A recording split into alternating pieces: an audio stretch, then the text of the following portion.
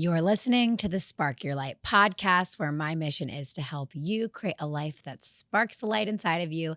And this is episode number 299, The Power of Flexibility, How Adaptability Fuels Hope.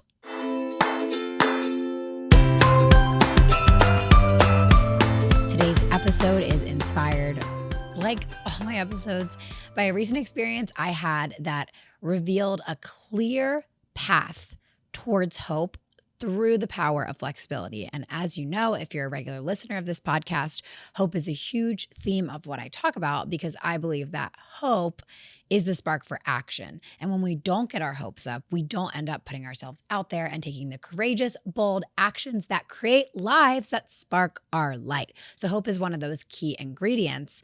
And connecting the dots between flexibility and hope is a really powerful shift that I made that has opened up so many things for me. And so I'm so excited to share it with you today. I also wanted to start by making more of a logistical note. You may have noticed that these episodes are airing once per month. And this is a shift that we made as I continue to follow what sparks my light and really practice what I preach. So I have a really busy speaking schedule, traveling frequently, and also continuing to run my ice cream shop and pursuing some kind of spin-off ideas on that with Richie. So with all of these things in mind, once a month is something that really works. So I can continue to share information that will spark your light while I follow things that spark my light. So I just wanted to share that update so everyone is on the same page. So flexibility. It begins on a really busy day as a mom and a business owner and a wife. And those things include many different hats. And because of that, I was a little delayed. Some unexpected things with Michael came up. And I just did not get in the shower when I was supposed to be on time for an event that I was attending. So I knew that I was running late. And before I got in the shower, I decided that I needed to leave by 4:15. Now, I've been working on being on time for things. It's something that I've always personally struggled a bit with. I think it's because I always think that I can do so much more than I possibly can in a short amount of time. So I think, oh, well, I can finish writing my newsletter. I can do this or I can do that. And then I never end up having enough time. So it's something I've been working on for years and it's been really wonderful. I've made a lot of positive changes and I would say on time for most things now, which is wonderful. But sometimes unexpected things come up and you're delayed. So I knew that 4:15 was probably unrealistic, but I set that goal anyway, which probably was where I went wrong in the first place. But I think I had actually had that time in my mind before the delays. So that was kind of like the original intention when I was planning my day in the morning, doing my journaling, thinking about, okay, what does my afternoon look like? What time do I need to leave the house to be at this event? And because I've been trying to be on time for things, I've left myself a lot of buffer time. I like to try to get somewhere and have extra time before it starts. That way, this is totally a new mindset for me. And a lot of you are probably like this all the time. But, if there's traffic or a car accident, or maybe I can just sit in the parking lot and answer my emails before I have to go into the event, right? So either way, it's a win. So that was what 4:15 was. And I got out of the shower and it was 4:13. And immediately I felt hopeless. So I want to start here. Hope lives in uncertainty. We never will have hope in situations where we are certain. So I am certain that you did not go to sleep last night and hope and hope and hope that the sun would rise in the morning. Why? Because you knew with 100% certainty that the sun would rise in the morning. I am also certain that you did not go to sleep last night hoping and hoping that you would wake up with superpowers and you would be able to read people's minds, become invisible, fly, walk through walls. Why? Because you know that there is a 0% chance of that happening. So in both of the situations that I just explained, there is no hope because there is full certainty. Hope can only live in uncertainty. So in the situation that I was in when I got out of the shower and my goal was to leave 2 minutes after I stepped out of the shower, dripping wet with wet hair, there was no hope. I became hopeless because I was certain that it was impossible. No matter how super speedy I could be getting dressed and getting out of the house, even if I walked out with dripping wet hair, I still would be in the car later than 4:15. So immediately I was hopeless. What happens when we're hopeless? Well, when we feel hopeless, we stop taking action to change the situation, right? If it's impossible to reach the goal, if it is completely 100% certain that we will not hit a goal, we will not try, because there's no point to trying when nothing we do matters. We're not going to hit it anyway. And I recognize this in real time. I realized that I was going really slow after that. It's now 4:15, 4:16, and I am moving slow as molasses, taking my jolly old time as if I have nowhere to be. And I actually have to be at an event because I was moderating the panel at this event. So I actually had to be there. So I'm like, I need to pick up the pace. And so I'm trying to motivate myself to move faster. And I'm just really having a hard time. And then I make the connection between hope and uncertainty. And I realized that if I just changed my goal and was flexible with it, then I would be able to get my hopes up again. And with my hopes up, I would have that spark. I would start taking action. I would move quicker because I want to hit that goal because it feels good to hit our goals.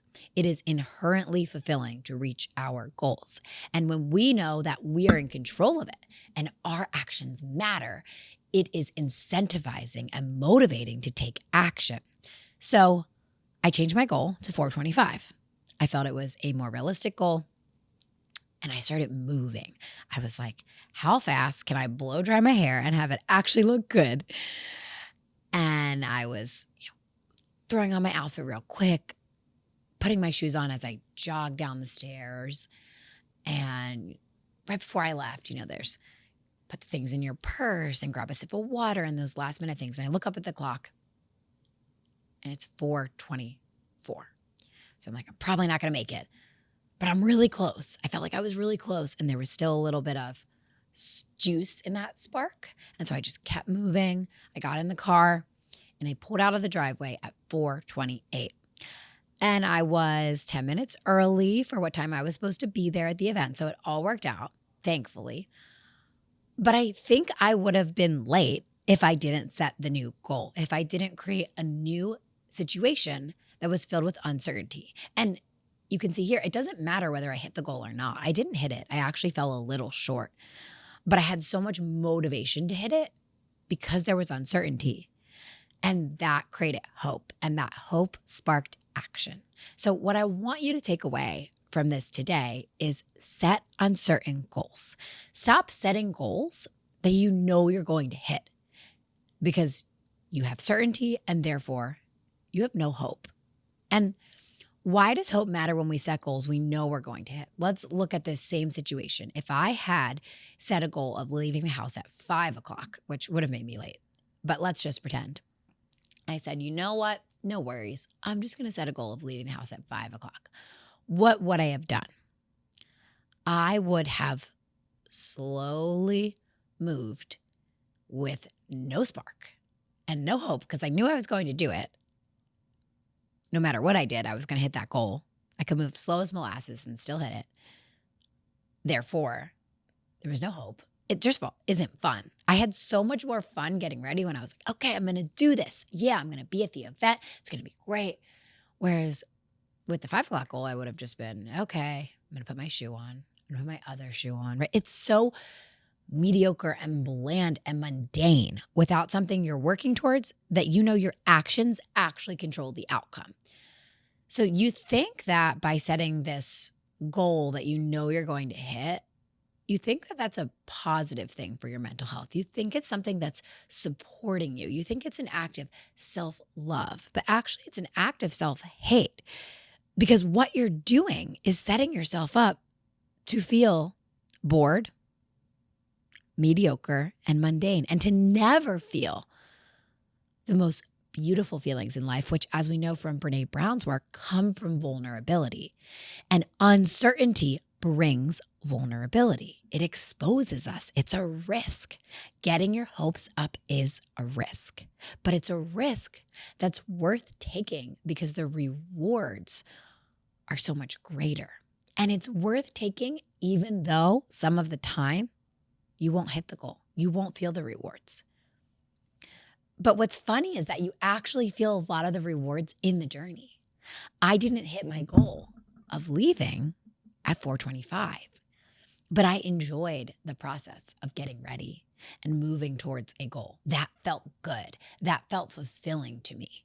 And this is a mundane, meaningless goal, to be quite frank, other than the fact that I needed to get to this event because it, moves my career forward and is a commitment I made, aligns with my character to show up on time and things like that.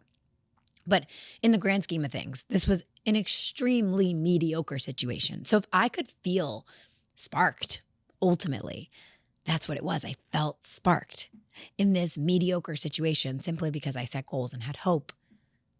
The same is true for you in all situations. So you don't have to be in your dream job or living the best day of your life. It could be an ordinary day, but the simple act of setting goals that are uncertain, getting your hopes up and taking the action that follows can change everything. It can change the way you feel on the inside. And that is so powerful. So I encourage you to be more willing to live in uncertainty, even though it's scary, even though it requires you to put yourself out there,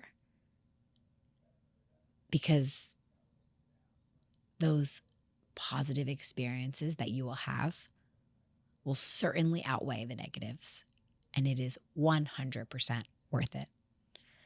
So the next time that you are feeling stuck, unmotivated, like you need a spark, maybe that's why you turned on this podcast in the first place. I know a lot of you listen for that perspective shift and that motivation.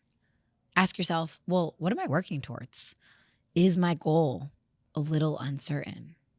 And I want to make one last note here. You don't have to make a goal that is so out of reach, because what that does is it actually bends that line between certainty and uncertainty. Because when it's so out of reach, you start to think it's certain that you will not hit it, right? That's what happened with the 4:15 goal when I got out of the shower at 4:13.